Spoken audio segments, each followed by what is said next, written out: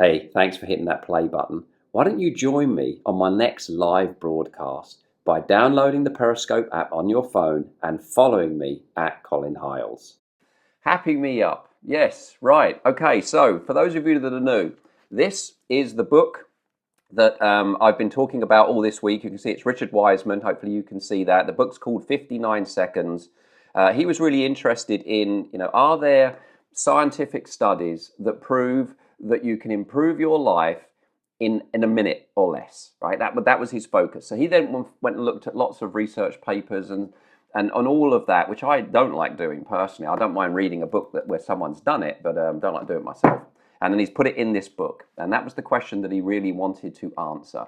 And that's what this book is all about. Road hacks. What's that all about? Road hacks. Mind hacks, not road hacks, that are quick and do make a difference based on brain science and these guys that are neuroscientists and all that sort of stuff. Now, this hack then, right?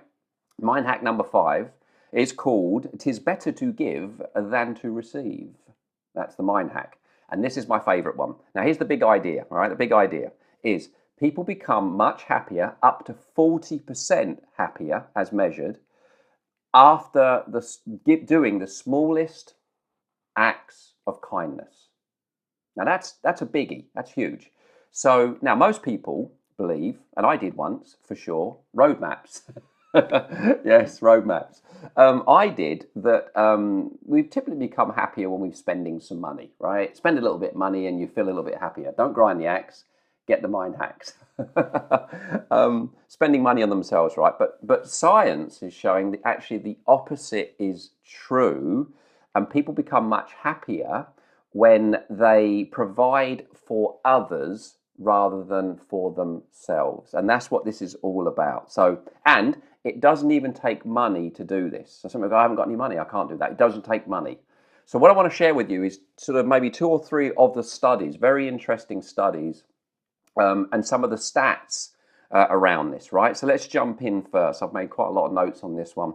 So in the first study by Elizabeth Dunn, she's from the University of British Columbia, she measured the happiness and spending patterns of employees before and after each one received a profit-sharing bonus of between $3,000 and $8,000, right? So she's measuring before and after. Now, time and time again, she's run this experiment or research many times, but time and time again, she's found the same pattern emerging, and that is those who spend a higher percentage of their income on others were far happier than those that spent it on themselves. Now, I know, there's some materialistic people that I work with that would be a little bit cynical of all of this, and they might argue that actually the researchers have got the causality in the wrong place. It's not actually spending money on others that causes happiness. It's happy people spending money on others, right? So it's an interesting point, and let's see if we can validate it. So if we go in to another one, this is conducted by Dunn again and her team. Here's what she did this time, right? Simple study. Participants were given an envelope containing $5 or $20 and asked to spend the money by 5 o'clock that evening. Okay. They were randomly assigned to 1 or 2 groups. So one group was instructed to spend the money on themselves, like treating themselves to something indulgent, something they really want. Remember, this is $5 to $20. While the second group were asked to spend their unexpected windfall on someone else, like purchasing a present for a family member or a husband or wife or something like that, right?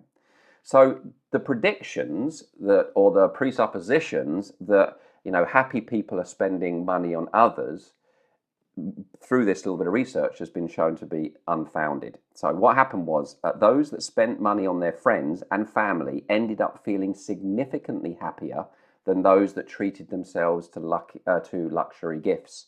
Now, why is this the case? Now, this is where the neuroscientists come in, and they're able to actually measure what's going on in the brain of someone. So what they did is a macroeconomist called William Harburg. He's from the University of Oregon. Him and his colleagues gave participants $100 in a virtual bank account. And then they did a brain scan And they got the brain to light up by doing things like getting them to lie, getting them to tell the truth, getting them to tell a little bit about their past. So they got the brain lit up so they could see what was going on. Right. Firstly, every participant saw some of their money being given to those in need via like a mandatory tax. So everyone had that, okay? So everyone saw a little bit of their money going to some sort of mandatory tax to help someone or something in need, right? Then there was, then what they did, where are we? Then they were asked to decide whether they wanted to donate some of the money of some of their remaining balance to charity or keep it for themselves. That was their choice. Now, then when they scanned, when they put them back under the scanners, the scan revealed that actually a sort of what do they call it? An evolutionary ancient region of the brain lit up. And everyone had that lit up except those that chose to give the money or spend the money rather than spend it on themselves. It lit up and it was going nuts. Now, this part of the brain, these two regions of the brain, they spring into action when we get our basic needs met, all right? And that could be, such as food. It can be such as being valued by others, bonding, connection, those sorts of things, right? Now, this suggests that there is a link, a direct link between the brain and helping others, be more happy, right? There's a link between the two. Our brain is happier when we are helping others be happier. Isn't that nice? Isn't that beautiful? Show me some love hearts if you like that idea, because I think that's a fantastic idea. In other words, I can be happier by helping others be happier. My goal is to figure out how to do that. I just thought that was absolutely wonderful. I mean, just kind of scientifically proven. Look at those lovely love hearts. Fantastic. So now let's just carry on. One more. I know this is a bit of a long one tonight, but this is there's a lot that goes into this. Yes, you agree, Laura? Thank you. Now, and now some people will say, I've got brown hearts. It's good to see what colour your hearts are, isn't it? Now, some people will say, but I haven't got any money, Colin, and I can't do that. Well, let me give you another study, okay?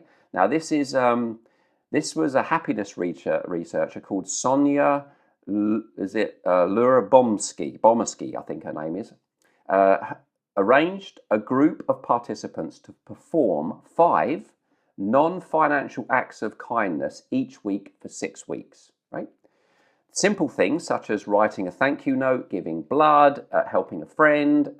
Some of the participants performed one of the acts each day, while others carried out all 5 on the same day, right? So, one act every day or all 5 on one day. Now, which group do you think came out the happiest?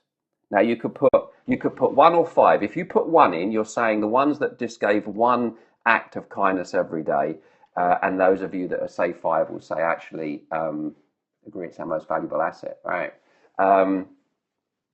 Those of you who think 5, it's those that have done 5. So we've got a 1 there, all right? Tell me what you think. I can have a swig of my tea.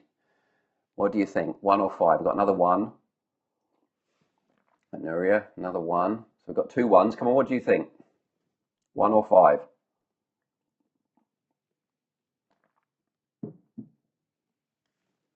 Another 1. I'm not too sure, Laura says. I'm not too sure. Another 1, another 1.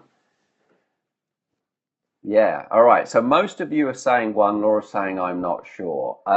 I would have said 1, but guess what? It's 5. So let me read what it said. What about my notes here? Carried out 5. Those who performed their acts of kindness each day showed a small increase in happiness, but those that carried out all 5 acts of kindness in one day increased their happiness by an incredible 40%. Isn't that amazing? So it's a little goal for us, isn't it? We wake up and we go, right, how can I help others be happy today? And if we do that, and we look to do 5 in a day, small little things that we can do, and not even financial, it's going to improve our happiness. Now, there isn't anyone that can't do that. No one. You haven't got to be in a fantastic financial position to do that. You just got to be more aware and more focused on how you can do that. And I just think that's just fantastic. You look around family and friends, co-workers, what are the little things that you can do to have them be a little bit happier? Because when you do, your brain is going to, these ancient part of the brain, which I couldn't pronounce, I didn't even try, to be honest, right? I'm not even going to go there, light up. And that means that you're filled with happy chemicals just by doing that. So that's why I love this one. I thought it was fantastic. Now, my last thing I want to end on this, I don't want these to be too long. There's another book that I read. It's called The 1 Minute Millionaire by Mark Victor Hansen. You may have heard of him. And a co-author, Robert G. Allen. This was in their book, and I wrote this down when I read the book. I just thought it was really, really nice. And as I was thinking about this scope tonight, thank you, Erica, for sharing. I really appreciate that. I'm going to read this to you verbatim, right?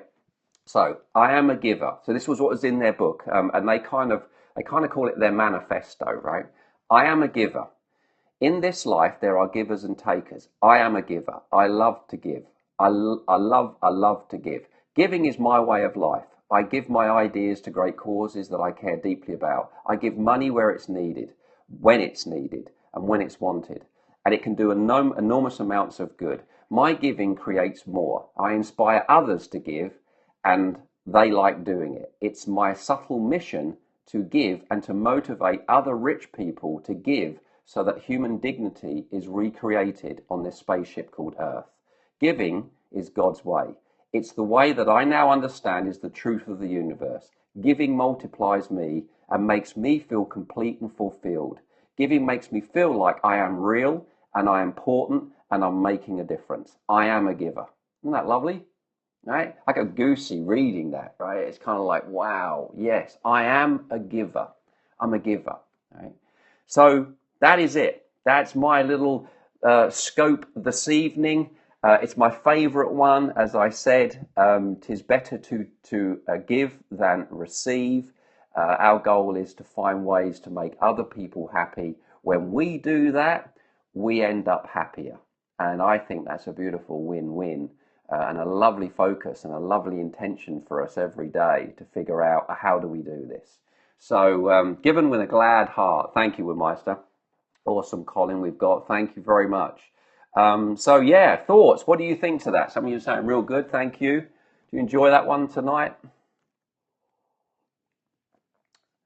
Thank you. You're welcome. Thank you. Now, if you are skeptical, by the way, and I get that, I quite like skeptics. I think skeptics, it's good to be skeptical. Then, or you are a research nerd like me. I do love reading these books. I've just gone and bought 3 more. I've